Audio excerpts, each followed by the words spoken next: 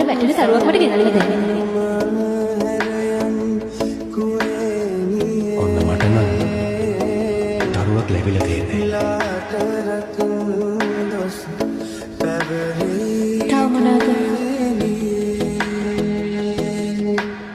ඒ තරුව දිලිසෙනවා.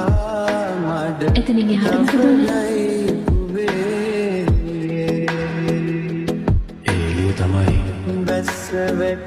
මාව මේ විදිහට හැරෙන්නේ.